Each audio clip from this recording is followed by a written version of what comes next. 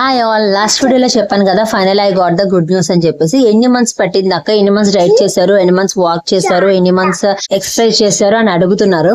నా last videos అన్ని చూసినట్లయితే మీకు క్లారిటీగా అర్థమవుతుంది. మళ్ళీ ఈ వీడియోలో అయితే క్లారిటీగా చెప్తాను.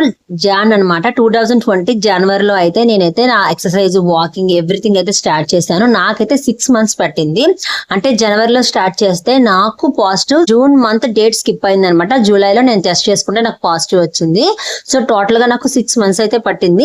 జనరల్ గా మనకి పీరియడ్స్ అనేవి ఆన్ అండ్ ఆఫ్ ఉన్నప్పుడు ఛాన్సెస్ చాలా తక్కువ ఉంటాయి. సో ఎక్కువగా మినిమం ఒక 6 months అయినా సరే రెగ్యులర్ గా పీరియడ్స్ వచ్చినప్పుడే మనకి ప్రెగ్నెన్సీకి ఎక్కువ ఛాన్సెస్ అయితే ఉంటుంది.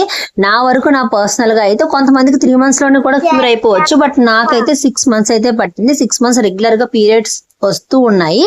7th month లో నాకైతే పీరియడ్ అయితే స్కిప్ అయ్యి I got the good news అనమాట. సో కంటిన్యూషన్ నెక్స్ట్ వీడియో నచ్చితే లైక్ చేయండి. అలాగే పీసీఓడి గురించి మోర్ ఇన్ఫర్మేషన్ తెలుసుకోవాలంటే మన ఛానల్ సబ్స్క్రైబ్ చేసుకోండి. అలాగే మీకు ఎలాంటి డౌట్స్ ఉన్నా సరే మన ఛానల్ లాంగ్ వీడియోస్ కూడా ఉన్నాయి, అవి కూడా వెళ్ళి చూసారంటే మీకు ఇంకా క్లారిటీగా అర్థమవుతుంది.